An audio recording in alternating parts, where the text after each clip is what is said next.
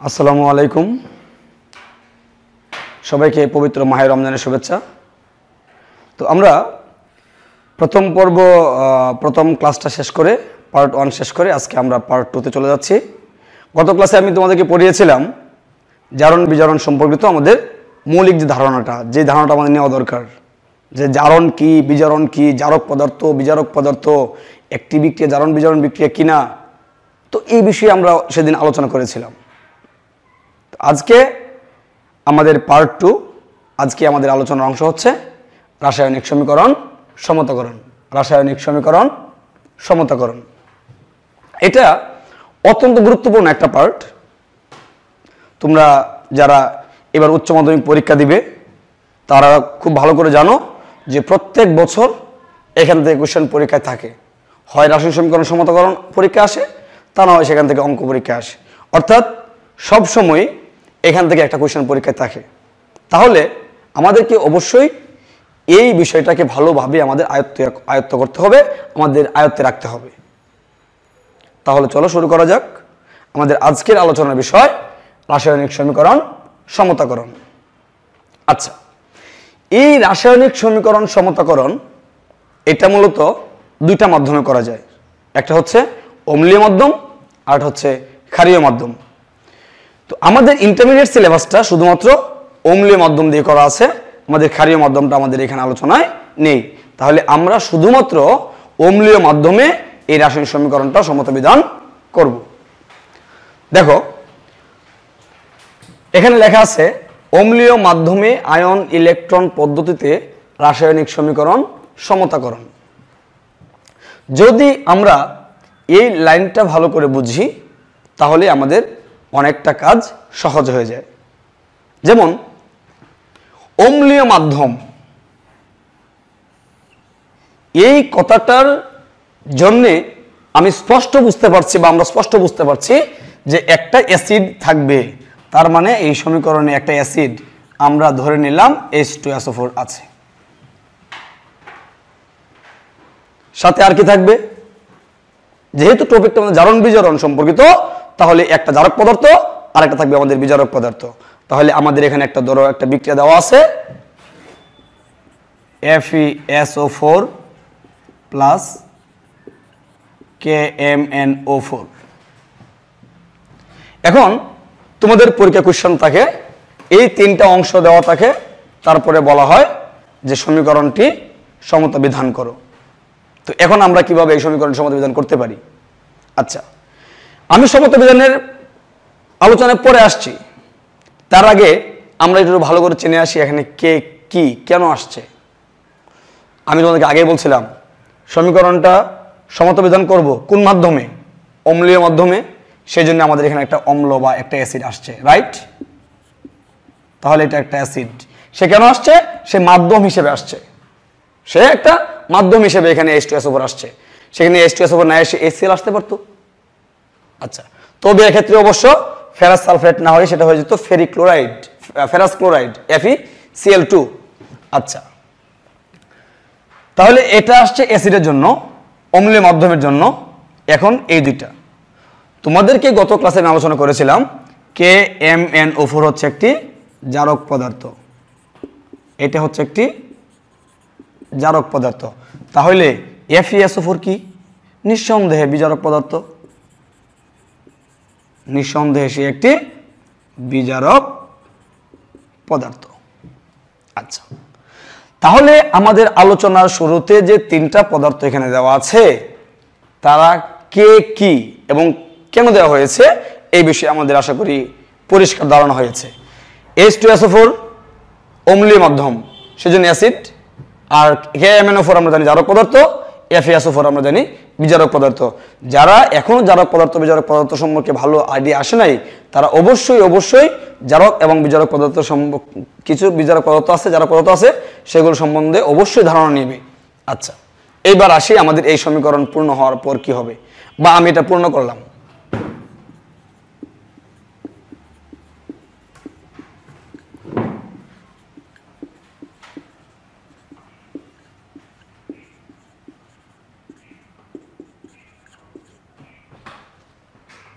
তো এই সমীকরণটা আমরা এখন কি করব, সমত বিধান করব। এখন আমি যখন ক্লাস করাই তখন দেখা যায় সমীকরণটা লেখার পরেই স্টুডেন্টদের মধ্যে থেকে একটা কোশ্চেন সবসময় আসে যে স্যার আপনি তো সমীকরণ লিখে ফেললেন, আমরা কি স্যার কি করবো, আমরা কি মুখস্থ করব? তো উত্তর হচ্ছে, বা আমি তাদেরকে উত্তর দেই, না, সমীকরণ কখনো মুখস্থ করতে হয় না, বিক্রিয়া কখনো মুখস্থ করতে হয় না। এটা আমি যে লিখলাম তার কিন্তু একটা সুনির্দিষ্ট একটা টেকনিক আছে। তোমরা জাস্ট এটা ফলো করলে যত বড় বিক্রিয়া আসুক আমাদের বুঝতে সমস্যা হবে না। যেমন ধরো, যদি একটা বিক্রিয়ার মধ্যে অ্যাসিড, জারক এবং বিজারক এই তিনটা পদার্থ থাকে তাহলে সব সময় উৎপন্ন হবে ধাতুর লবণ প্লাস পানি। আমি লিখে দিচ্ছি, তোমরা একটু খেয়াল করো। ধাতুর লবণ প্লাস পানি। এইবার আমরা একটু আসি, এখানে এই বিক্রিয়ায় ধাতু কে কে? ধাতু হচ্ছে আয়রন, ধাতু হচ্ছে পটাশিয়াম, ধাতু হচ্ছে ম্যাঙ্গানিজ। এদের লবণ H2SO4 হচ্ছে একটা অ্যাসিড, অ্যাসিডের ঋণাত্মক অংশটা হচ্ছে লবণ, আমরা সবাই জানি। তাহলে সালফেট আসবে এই ধাতুগুলোর সাথে, তার মানে আয়রনের সাথে একবার হবে সালফেট, পটাশিয়ামের সাথে হবে একবার সালফেট, ম্যাঙ্গানিজের সাথে হবে কি একবার সালফেট।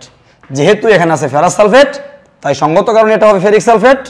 পটাশিয়াম আছে, পটাশিয়াম সালফেট, ম্যাঙ্গানিজ আছে তাই ম্যাঙ্গানিজ সালফেট। অবশিষ্ট থাকে পানি, তাই পানি। তার উপরে যদি কারো বুঝতে সমস্যা হয় অবশ্যই আমার কমেন্ট বক্সে তুমি লিখবে, আমি সেখানে তোমাদেরকে অবশ্যই আনসার দেব। তাহলে চলো এবার আমরা আমাদের মূল আলোচনা শুরু করি। আচ্ছা, আমাদের এটাকে আমি কয়েকটা ধাপে বিভক্ত করছি তোমাদের জন্য। আমরা লিখলাম এখানে প্রথম ধাপ। প্রথম ধাপে আমরা শুধু আইডেন্টিফাই করব এখানে কে কি পদার্থ। তোমরা লিখবে এখানে KMnO4 একটি জারক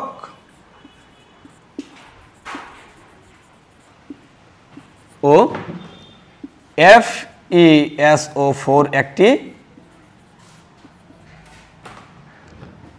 বিজারক পদার্থ।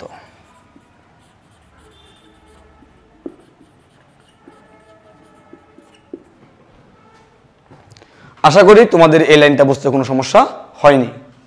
দ্বিতীয় ধাপ,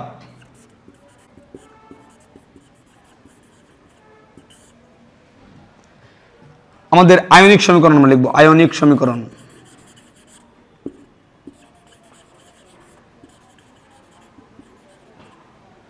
আয়নিক সমীকরণ। আয়নিক সমীকরণে সর্বদা চারটা অংশ থাকবে। কয়টা অংশ থাকবে? চারটা অংশ থাকবে। তীর চিহ্নর বাম পাশে দুইটা, তীর চিহ্ন ডান পাশে দুইটা। অর্থাৎ সর্বোপরি এটাকে ভাঙলে আমরা পাচ্ছি এখানে Fe2+, এটা MnO4-, এখানে এটা Fe3+, এখানে এটা হচ্ছে Mn2+। তাহলে মোট আয়ন এখানে কটা হচ্ছে? চারটা, দুইটা বাম পাশে, দুইটা ডান পাশে। এখানে আমরা পাবো জারক পদার্থ, এখানে আমরা পাবো বিজারক পদার্থ। এখানে হবে আমাদের জারণ অর্ধবিক্রিয়া, এখানেই হবে আমাদের বিজারণ অর্ধবিক্রিয়া। এখন এখানে কোশ্চেন, স্যার আপনি এটা কিভাবে লিখে ফেললেন? আমরা তো স্যার সেটা বুঝিনি। সেটা বোঝাটা আরো সহজ, সেজন্য আমি তোমাদেরকে একটা টেকনিক দিয়ে দিচ্ছি। তোমরা একটা বিষয় মাথায় রাখবে সব। দেখো, যদি আমাদের বিক্রিয়ায় কখনো KMnO4 থাকে, অর্থাৎ পটাশিয়াম পারম্যাঙ্গানেট থাকে, তাহলে তার বাম পাশে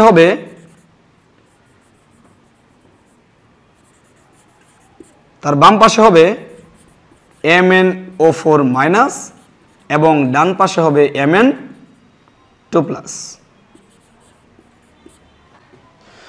যদি থাকে K2Cr2O7, বাম পাশে হবে Cr2O7-2-, ডান পাশে হবে Cr3+। যদি থাকে FeSO4, বাম পাশে হবে তোমার Fe2+, ডান পাশে হবে Fe3+। যদি থাকে H2C2O4, বাম পাশে হবে C2O4 2-, ডান পাশে হবে কার্বন ডাইঅক্সাইড। এইভাবে আমি আরেকটু লিখে দিচ্ছি, যদি থাকে কখনো পটাশিয়াম আয়োডাইড, বাম পাশে হবে I-, ডান পাশে হবে তোমার হচ্ছে I2। অর্থাৎ এইভাবে একটা ছোট একটা চার্ট আমাদের আছে। যদি আমরা এই চার্টটা একটু ভালো করে ফলো করি তাহলে দেখা যাচ্ছে যে আমাদের এই বিষয়গুলো একদম সহজ হয়ে যাবে। যেমন আমার এখানে আছে FeSO4 ফেরাস সালফেট, এটাকে ভাঙলে আমরা কি পাবো? বাম পাশে Fe2+, ডান পাশে পাবো Fe3+। বাম পাশে Fe2+, ডান পাশে আমি কি লিখলাম? Fe3+। পরে আমার এখানে কি আছে? KMnO4 পটাশিয়াম পারম্যাঙ্গানেট, এটাকে ভাঙলে আমরা পাবো বাম পাশে MnO4-, ডান পাশে আমরা কি পাবো? Mn2+। ব্যাস, MnO4-, Mn2+। আশা করি তোমার বিষয়টা বুঝতে পেরেছো। তারপরে সমস্যা হলে তো আমি আসি, তোমরা কমেন্ট করবে, আমি তোমাদেরকে কমেন্ট বক্সে আনসার দেব। আচ্ছা, তো এখন এই টেকনিকটা তোমরা অবশ্যই তোমাদের খাতায় নোট করে রাখবে, যাতে করে পরবর্তীতে অন্যান্য সমীকরণ সমতাকরণের ক্ষেত্রে আমাদের কাজে লাগে। তোমরা এবার একটা বিষয় খেয়াল করো যে এদের জারণ মানগুলো আমরা দেখব। গত ক্লাসে আমি আলোচনা তোমাদের সাথে করেছিলাম, যদি জারণ মান বৃদ্ধি পায় তাহলে তার জারণ ঘটে, যদি জারণ মান হ্রাস পায় তাহলে তার বিজারণ ঘটে। আমরা এখানে স্পষ্ট দেখতে পাচ্ছি আয়রন এখানে Fe2+, এখানে Fe3+, জারণ সংখ্যা বৃদ্ধি পেয়েছে, তাই সেটা হবে জারণ অর্ধবিক্রিয়া। আর এখানে যদি আমরা জারণ মান বের করি তাহলে ম্যাঙ্গানিজ আসবে তোমার +7 +2, কম মানে হ্রাস পেয়েছে, তাহলে সেটা হবে বিজারণ অর্ধবিক্রিয়া। তাহলে আমরা তৃতীয় ধাপে চলে যাচ্ছি। তৃতীয় ধাপ, জারণ অর্ধবিক্রিয়া।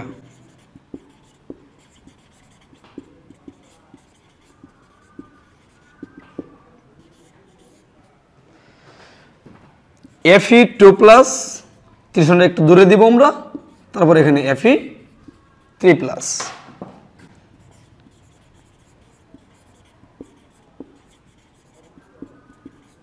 বিজারণ অর্ধবিক্রিয়া,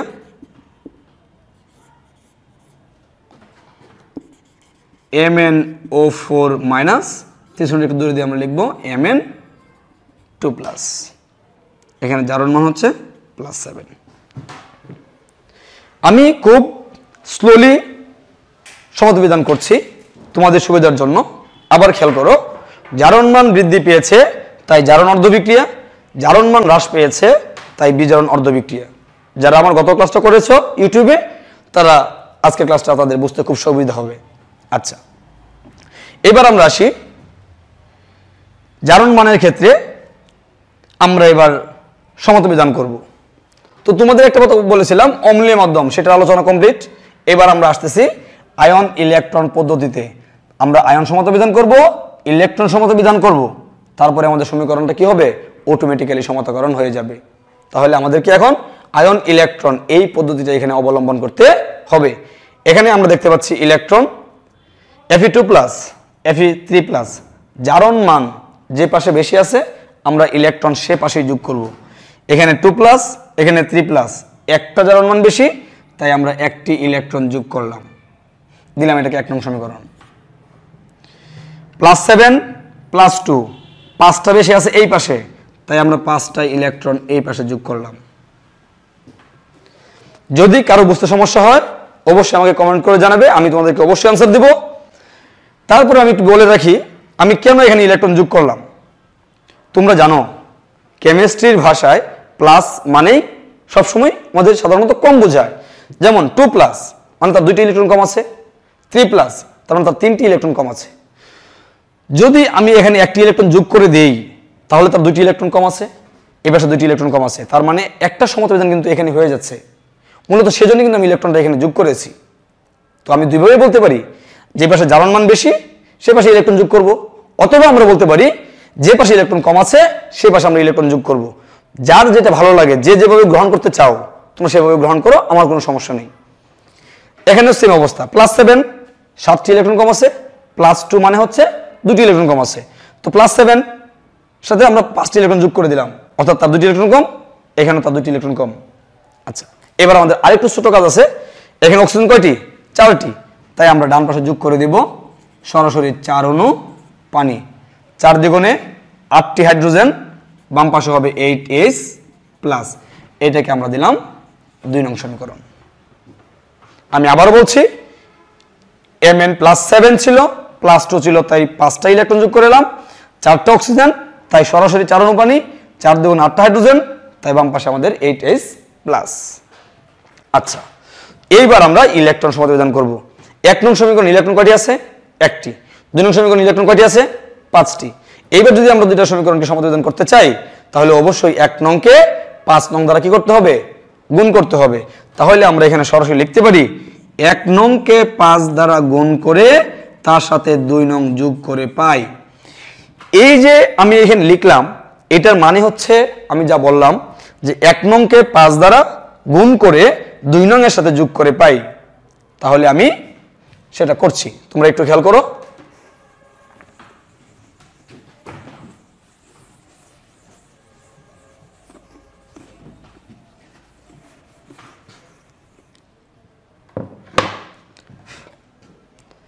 এটাকে আমরা 5 দ্বারা গুণ করব এবং আমরা এর সাথে যোগ করে দিব। তাহলে আমরা একটু 5 দ্বারা গুণ করি। 5Fe2+, 5Fe3+, plus 5 electron. এটা যেভাবে আছে এটা এভাবে থাকবে। MnO4- plus 5 electron plus 8H+, Mn2+ plus 4H2O। এবার যোগ করো, বাম পাশেগুলো বাম পাশে যোগ হয়ে যাবে, ডান পাশেরগুলো ডান পাশে যোগ হয়ে যাবে। তাহলে 5Fe2+ plus MnO4-, electron electron শুধু বাদ যাবে। কিভাবে বাদ যাবে? এই পাশে প্লাস 5e, এই পাশে আনলে কি হয়? -5e, -5 plus 5 cancel. তাহলে থাকতেছে এখানে 8H+। এবার আমরা ডান পাশে যাই। 5Fe3+ প্লাস ইলেকট্রন বাদ গেল, Mn2+ প্লাস 4H2O। আশা করি তোমরা বিষয়টা এই পর্যন্ত বুঝতে পেরেছো। এই পর্যন্ত বুঝতে পারা মানে হচ্ছে আমার সমতা বিধান কমপ্লিট। এইবার শুধু আমরা জাস্ট তার উপসংহারটা টানব। আমরা চতুর্থ ধাপ, সেখানে লিখলাম প্রয়োজনীয়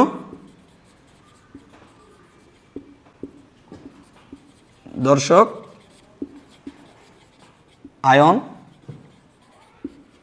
সমূহ সরবরাহ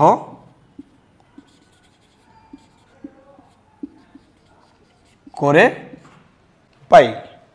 দেখো, এখন এই লাইনটা লিখতে অনেকেরই সমস্যা হয়, কিন্তু এই লাইনটা হচ্ছে সবচাইতে সহজ। কিভাবে স্যার? দেখো, আমরা বিক্রিয়ার প্রথমে যে বিক্রিয়াটা লিখেছিলাম আমাদের খাতায় সেটা অবশ্যই লেখা আছে। তো আমরা জাস্ট ওই বিক্রিয়াটাই দেখে দেখে এখানে লিখব। যেমন দেখো, আমাদের লেখা ছিল প্রথমে হচ্ছে FeSO4 প্লাস লেখা ছিল KMnO4 প্লাস H2SO4 ছিল তো অবশ্যই। আচ্ছা, কি উৎপন্ন হয় সেটাও লেখা ছিল। তারপর তোমাদেরকে মনে করিয়ে দিচ্ছি, আমাদের এখানে উৎপন্ন হয় যদি তাকে অ্যাসিড, জারক, বিজারক, উৎপন্ন হবে ধাতুর লবণ প্লাস পানি। তাহলে হচ্ছে ferric sulphate Fe2SO4 plus potassium sulphate plus manganese sulphate plus পানি।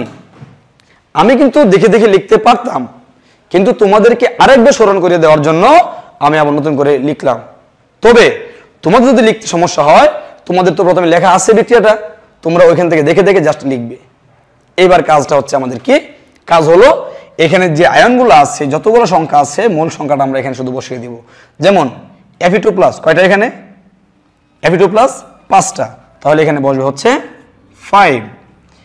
MnO4 এর সামনে কোনো মূল সংখ্যা নাই, তাহলে এখানে কোনো মূল সংখ্যা হবে না। 8H+ H2 দুইটা আছে, তাহলে হবে এখানে 4, 4 দুগুণে 8, 5 আছে এখানে 2, সমতাবিধান করার জন্য এখানে নিতে হবে আমাকে 5/2 mn একটাই হবে, পানি 4 অণু, পানি সরাসরি হবে তোমার 4 অণু। টোটাল বিষয়টা কিন্তু আমাদের কাজ কমপ্লিট। তবে এই ক্ষেত্রে দেখা যাচ্ছে আয়রন 5টা সবই ঠিক আছে, পটাশিয়াম 1টি, পটাশিয়াম এখানে 2টি, যেহেতু এখানে পটাশিয়াম 2টি এখানে 1টি, তাহলে অবশ্যই আমাকে একে হাফ দ্বারা গুণ করতে হবে, 1/2 × 2 মানে কাটা যাবে, থাকবে 1। আচ্ছা, তাহলে কিন্তু আমাদের এটা সমতাবিধান কমপ্লিট হয়ে গেল। যদি তোমাদের পরীক্ষায় এই সমীকরণ সমতাবিধান আসে, তোমরা যদি এখানে রেখে দাও এবং তোমরা এখানে আনসার করো, তাহলে সেটা কিন্তু হবে। তবে অনুসংখ্যাটা ভগ্নাংশ অবস্থায় না রেখে যদি আমরা সেটাকে পূর্ণ অবস্থায় করে দেই, তাহলে সবচেয়ে ভালো হয়। তাহলে পূর্ণ অবস্থা কিভাবে করা যায়? দেখো, যদি আমরা সকল অণুগুলোকে 2 দ্বারা গুণ করি, তাহলে এই 2 এবং এই 2 কাটা যাবে, তাহলে কিন্তু আমাদের একটা আমরা পূর্ণাঙ্গ সমীকরণ পাবো। তাহলে তোমরা সকল সমীকরণটাকে 2 দ্বারা গুণ করে দাও, অর্থাৎ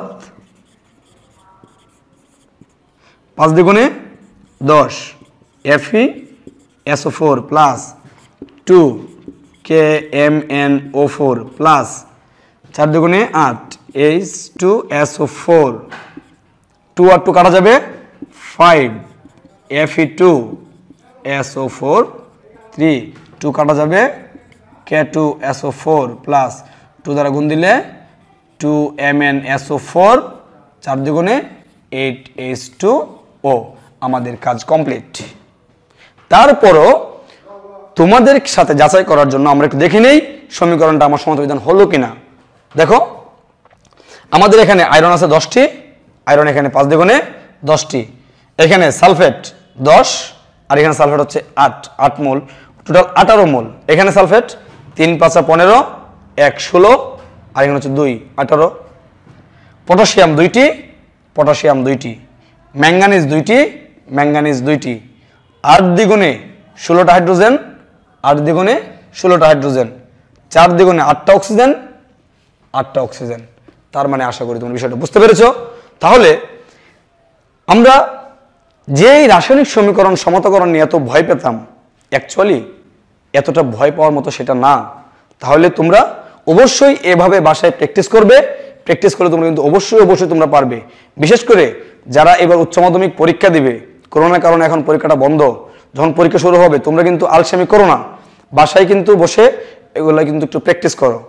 আর তোমরা ভালো করে জানো যে এখান থেকে সমতাবিধান তো আসেই, সাথে এখান থেকে কিন্তু আমাদের অঙ্ক আসে।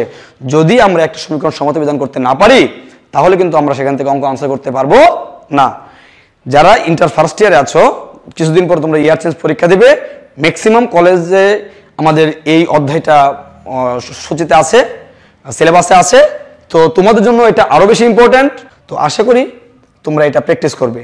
তো আমি তোমাদের একটা হোমওয়ার্ক দিয়ে দিচ্ছি, তোমরা এটা হোমওয়ার্ক করে আমাকে জানাবে তোমরা এটা পেরেছো কিনা। যদি তোমাদের সমস্যা হয় তাহলে অবশ্যই আমাকে সেটা কমেন্ট করে জানাবে। যদি কারো কোনো সমস্যা থাকে তাহলে অবশ্যই জানাবে, আমি তোমাদেরকে ইনশাআল্লাহ চেষ্টা করব সেখানে সলভ করে দেওয়ার।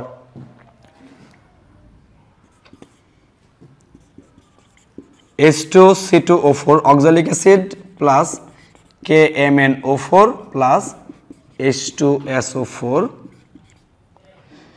এটা কি উৎপন্ন হবে আমি শুধু একটু বলে দিচ্ছি। যদি থাকে অক্সালিক অ্যাসিড, তাহলে উৎপন্ন হবে কার্বন ডাই অক্সাইড প্লাস বাকি যা বলেছিলাম তাই, ধাতুর লবণ প্লাস পানি। ধাতুকে এখানে ধাতু পটাশিয়াম, তাহলে হবে পটাশিয়াম সালফেট। ধাতুকে এখানে ম্যাঙ্গানিজ, তাহলে কি হবে ম্যাঙ্গানিজ সালফেট, সাথে কি থাকবে পানি। তোমরা এই সমীকরণটা সমতাবিধান করে আমাকে অবশ্যই কমেন্ট করে জানাবে তোমরা এটা পেরেছো কিনা। যদি পারো তাহলে তো অবশ্যই অনেক ভালো। যদি কারো বুঝতে কোনো সমস্যা হয় তাহলে অবশ্যই জানাবে, ইনশাআল্লাহ আমি তোমাদেরকে হেল্প করব। ঠিক আছে, তাহলে আজকের মতো এখানে সমাপ্তি। আল্লাহ হাফেজ।